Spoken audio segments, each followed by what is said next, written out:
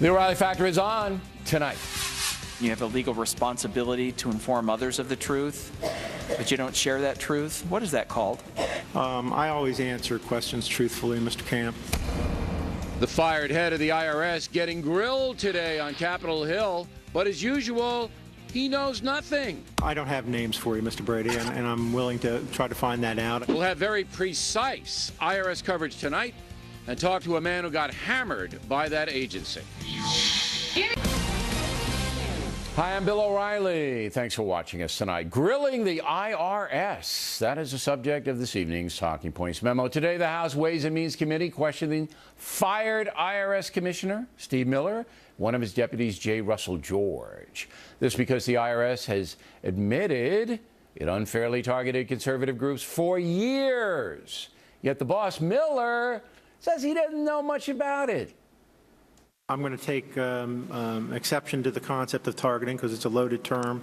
The listing was done by This was not a listing. You created a beyond the lookout list. Yeah. That's not a centralized government mandated or directed listing. You had a beyond the lookout list that you acknowledge. Who is responsible for targeting these individuals? So I don't have names for you, Mr. Brady, and I'm willing to try to find that out.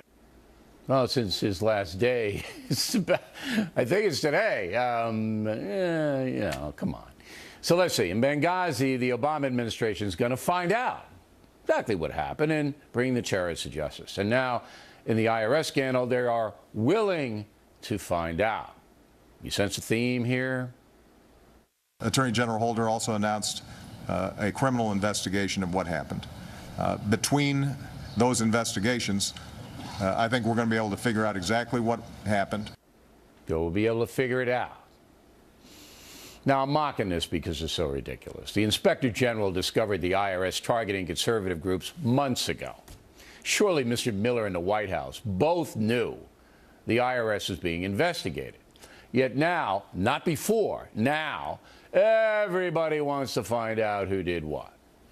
This is why many Americans don't trust their government. Talking Points doesn't know who directed IRS agents to target, and I'll use that word, conservative groups and individuals. But surely Miller knows much more than he's saying. And that brings us to what happens next. Miller could be indicted. That's possible. The FBI is investigating. But only when IRS people from the inside start to blow the whistle will this scandal be defined. Till that happens, it's all speculation. What's not speculation is the chaos we are seeing in Washington right now. That's damaging the nation. And the president is rightfully taking massive heat.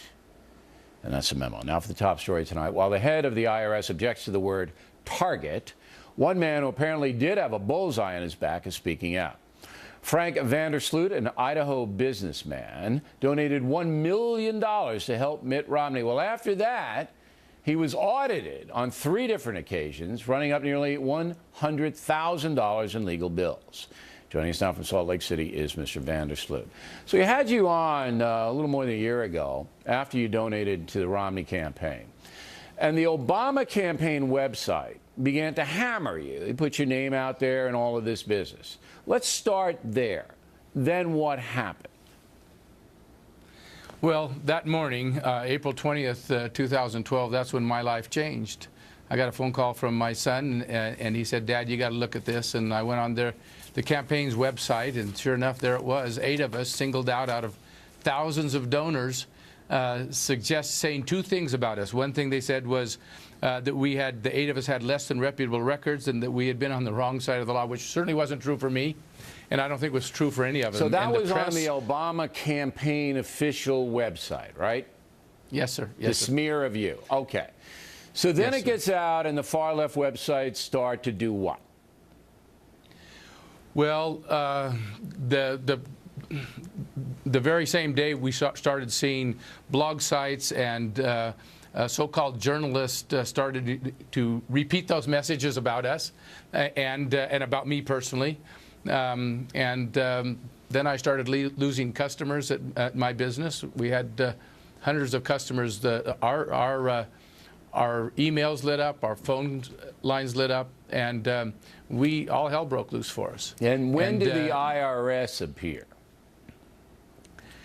Well, there was one thing that happened before the IRS came, and that is we found an investigator working for the Permanent Subcommittee of Investigations, or at least he said he was employed by them, snooping around the courthouse, Idaho Falls, Idaho courthouse, my hometown, for 3 days, asking questions about me personally and my personal background, and digging into records. And then Kim Strassel came out and she said, this is the president's enemies list. And then there was an outpouring of support for us. But then we you don't had me know on your exactly show. who that man was who was nosing around in Idaho. We don't know exactly Sure. who he was.